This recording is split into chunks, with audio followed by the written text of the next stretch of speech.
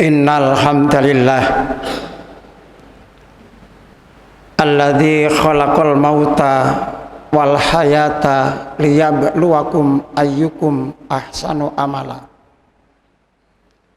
Asyhadu an la ilaha illallah wahdahu la syarikalah wa asyhadu anna Muhammadan abduhu wa rasuluh la nabiyya ba'dah. Allahumma salli wa sallim ala Muhammad wa ala alihi wa ashabihi ajma'in. Amma ba'd, faya ibadallah, usikum wa nafsi bitaqwallah faqad fazal muttaqun. Kama qala Allah ta'ala fi kitabil karim, a'udzu billahi minasy syaithanir rajim. Ya ayyuhalladzina amanu taqullaha haqqa tuqatih wa la tamutunna illa wa antum muslimun. Wa qala fi ayatil ukhra, ya ayyatuhan nafsul mutmainnah irji'i ila rabbiki radiyatan mardiyah. Hadirin para jamaah Jumat rahimakumullah, marilah kita bersyukur kepada Allah atas limpahan rahmat nikmat yang dikaruniakan kepada kita semua,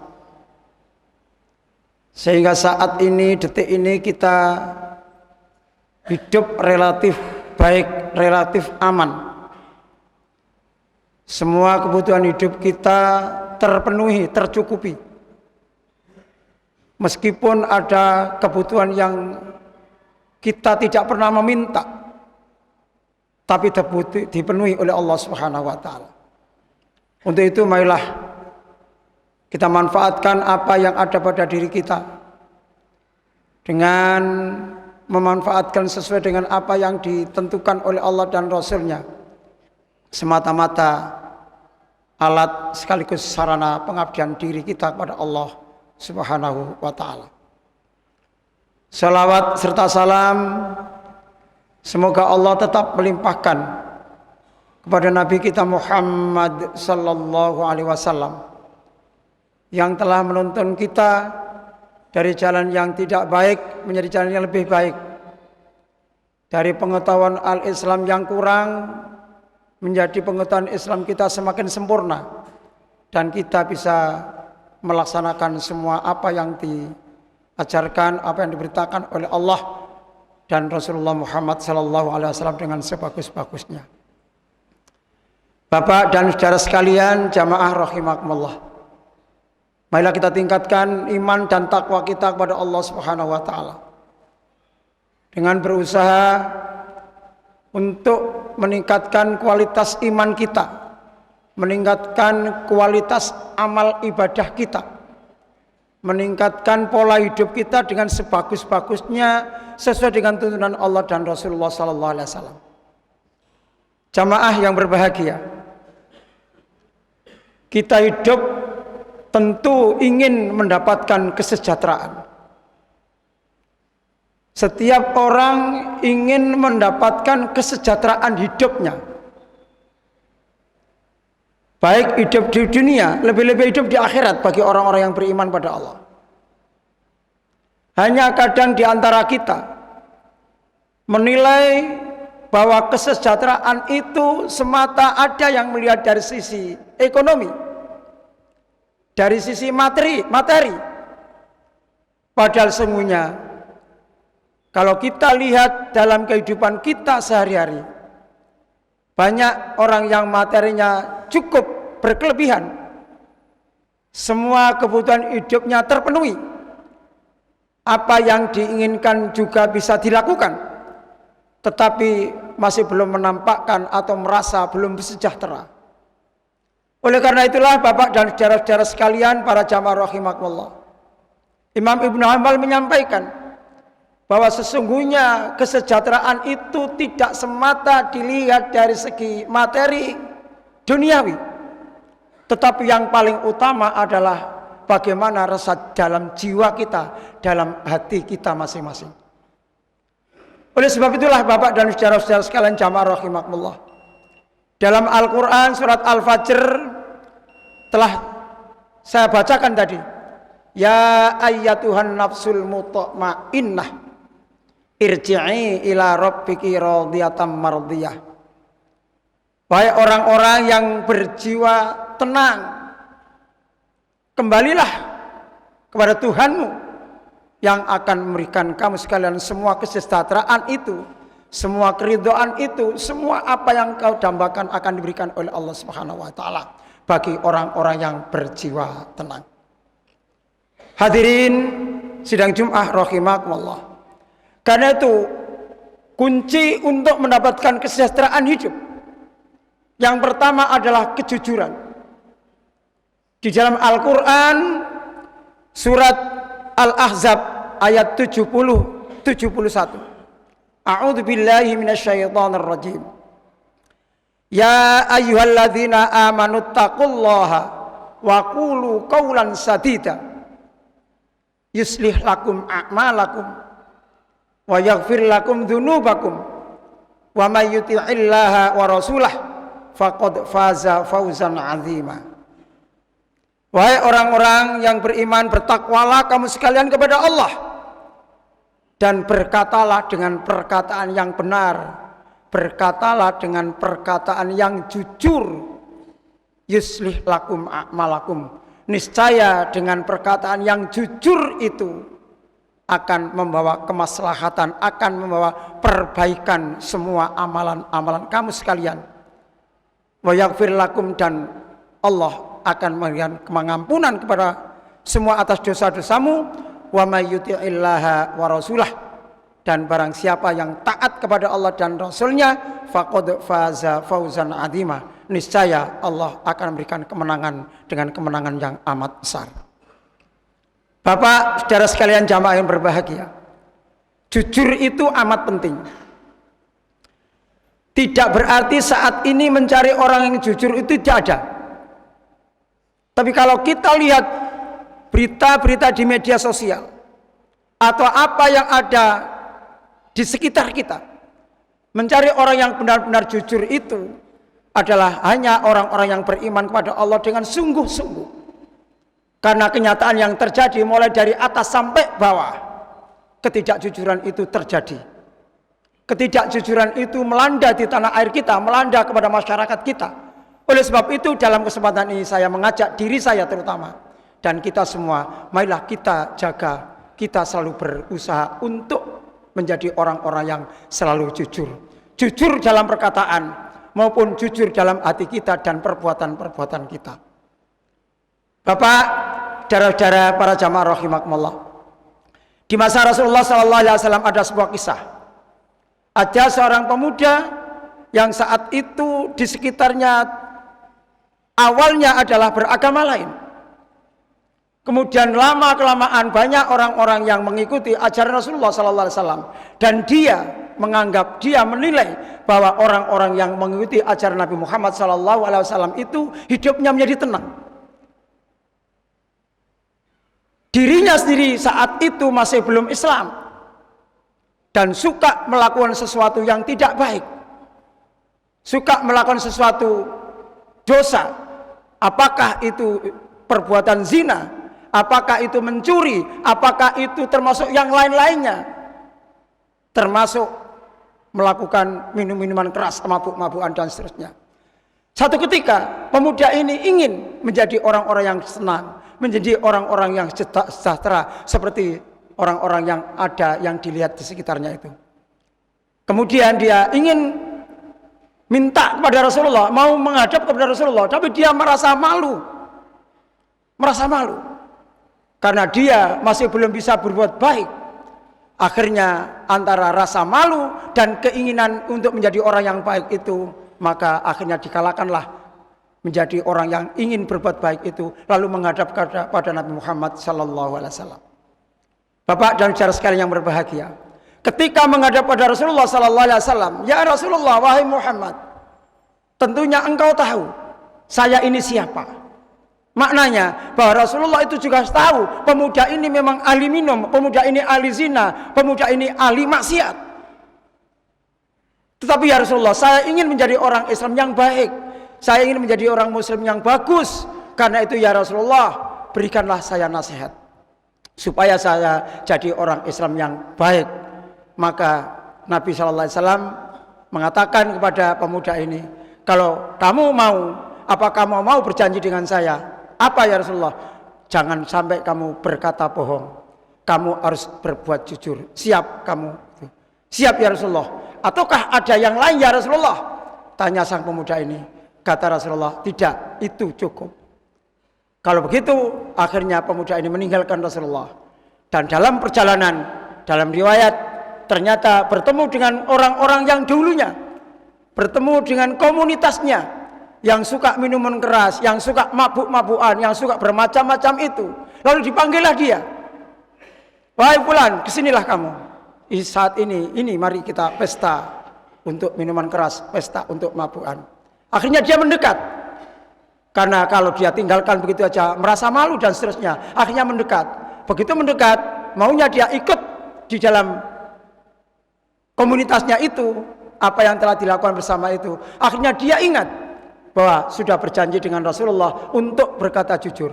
Satu ketika nanti dalam pikirannya, kalau saya bertemu dengan Muhammad Rasulullah sallallahu alaihi wasallam, lalu saya ditanya, "Dari mana kau? Kemudian apa yang sudah kamu perbuat?" Lalu saya menjawab ini, tentu saya akan merasa malu karena keinginan saya untuk menjadi orang baik. Kalau saya mengatakan tidak jujur, saya tidak berbuat apa-apa ya Muhammad satu misal, maka berarti dia merasa bohong, merasa tidak jujur. Akhirnya tidak jadilah dia. Demikian pula di saat yang lain, ingin mencuri, ingin merampok. Satu ketika berjalan di tengah padang pasir yang tidak ada apa-apa dan masih dalam kondisi sepi, ada seorang perempuan yang memakai perhiasan yang cukup mewah. Kemudian dia sendirian, maka dalam benaknya juga demikian, "Wah, ini tepat. Kalau ini saya rampok, kalau ini saya begal. Karena tidak ada orang yang tahu dan mesti saya akan bisa berhasil dengan baik." Dipercepatlah perjalanannya untuk mengejar sang perempuan yang memakai perhiasan yang cukup mewah ini. Semakin dekat, semakin dekat. Saat itu mau melakukan sesuatu yang tidak bagus itu, dia juga ingat akan janjinya dengan Rasulullah untuk selalu berkata jujur, tidak berbohong. Nggak jadilah dia untuk melakukan itu. Itu semuanya Bapak dan saudara sekalian adalah karena kejujuran. Oleh sebab itulah Bapak dan saudara sekalian yang berbahagia, apapun yang dimiliki seseorang, tetapi kalau orang itu sekali berkata, sekali melakukan sesuatu yang tidak jujur alias bohong, maka yang diperbuat, yang direncanakan, yang diprogramkan bukan untuk melakukan kebaikan-kebaikan berikutnya, tetapi yang diprogramkan, yang direncanakan adalah bagaimana nanti saya kalau ketemu dengan orang yang pernah saya ajak ngomong saat itu saya tidak jujur. Yang diinginkan adalah bagaimana supaya saya bisa menutupi ketidakjujuran yang telah berlalu.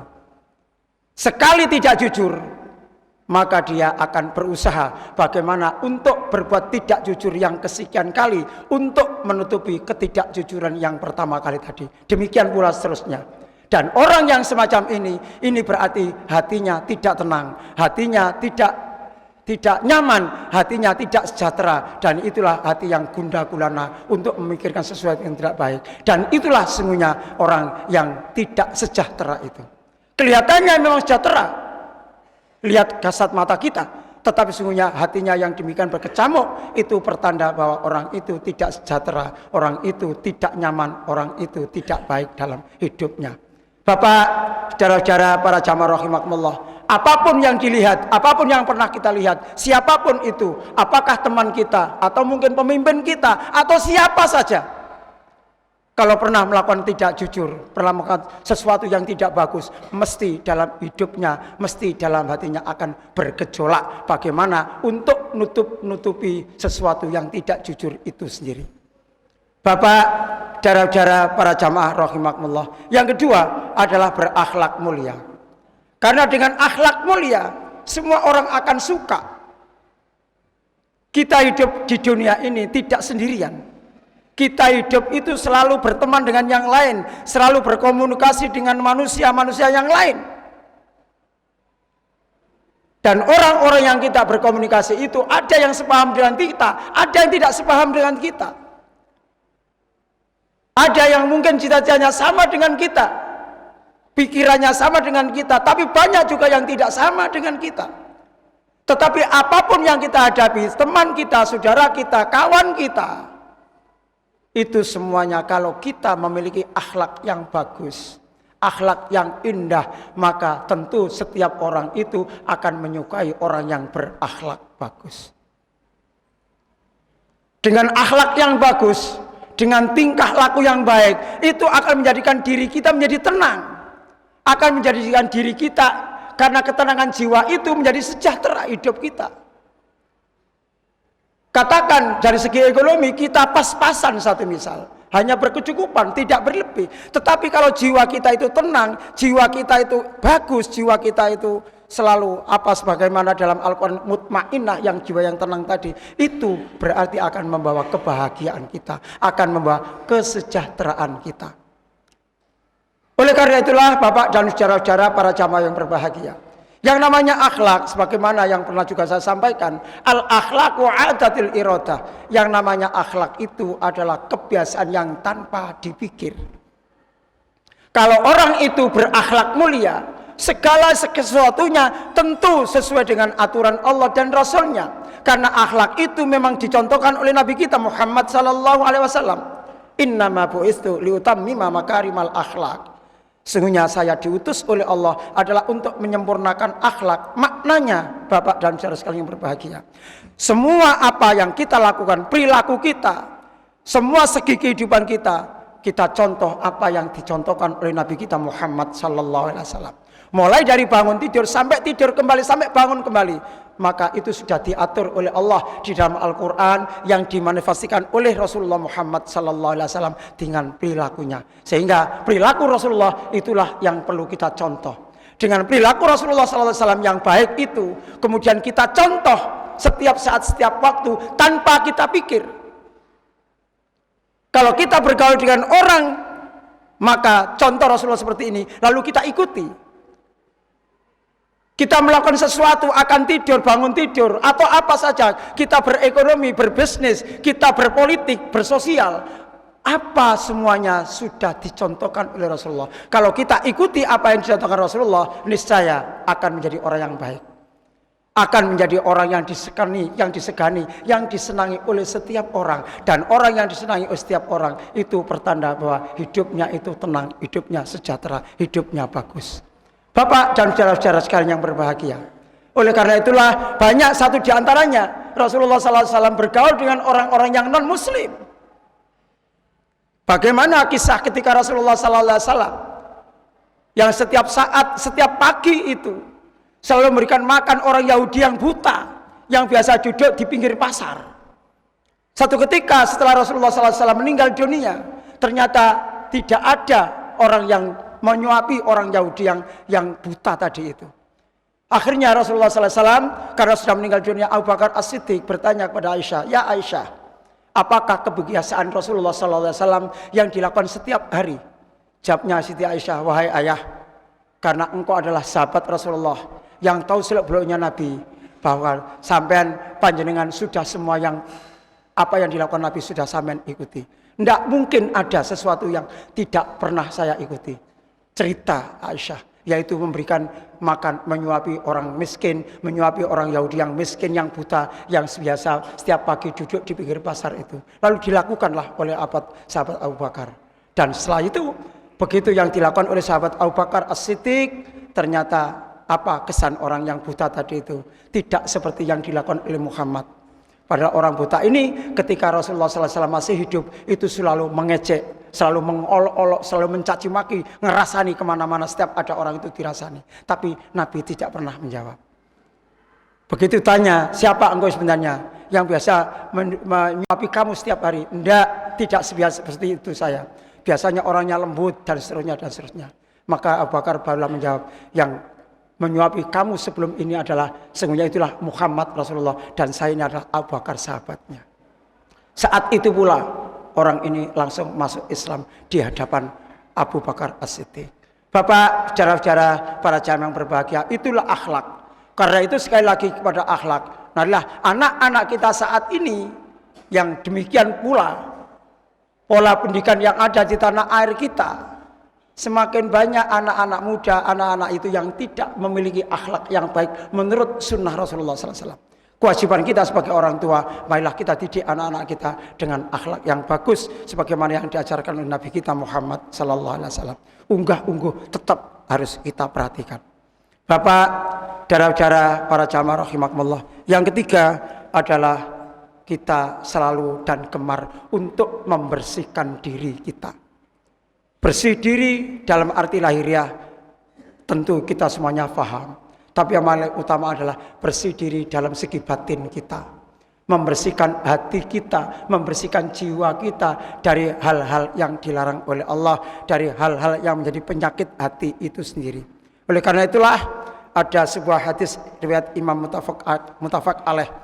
Inna fil jasati mudghah idza saluhat saluha jasadu kulluh wa idza fasadat fasada jasadu kulluh ala wayal qalb. Ingatlah, sesungguhnya dalam diri manusia itu ada segumpal darah. Kalau segumpal darah itu baik, maka baiklah seluruh tubuhnya, dan kalau segumpal darah itu jelek, maka jeleklah seluruh tubuhnya. Ala wayal qalb, itulah yang namanya hati. Perbuatan kita sehari-hari, amalan kita sehari-hari, ucapan kita sehari-hari, itu baik atau tidak, itu sesungguhnya adalah cermin dari hati kita masing-masing. Kalau kita suka berkata yang tidak baik, itu pertanda bahwa hati kita masih perlu dibersihkan.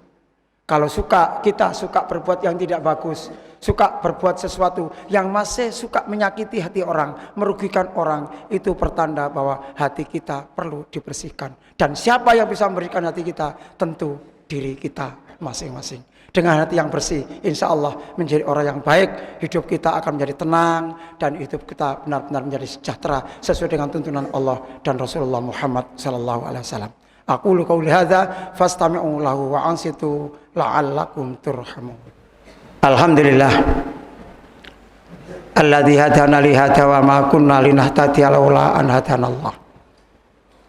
Asyhadu an la ilaha illallah wahdahu la syarikalah wa asyhadu anna Muhammadan abduhu wa rasuluh la nabiyya ba'dah. Allahumma shalli wa sallim ala Muhammad wa ala alihi wa ashabihi ajmain. Amma ba'd. Fa ya ibadallah ittaqullaha haqqa tuqatih wa la tamutunna illa wa antum muslimun. Jamaah rahimakumullah. Di khutbah yang kedua ini marilah kita berdoa kepada Allah.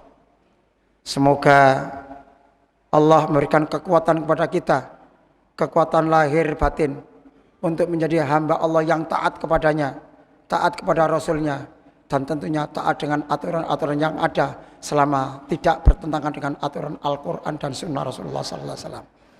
Allahumma salli ala Muhammad wa ala ali Muhammad kama sallaita ala Ibrahim wa ali Ibrahim wa barik ala Muhammad wa ali Muhammad kama barakta ala Ibrahim wa ali Ibrahim innaka Hamidum Majid.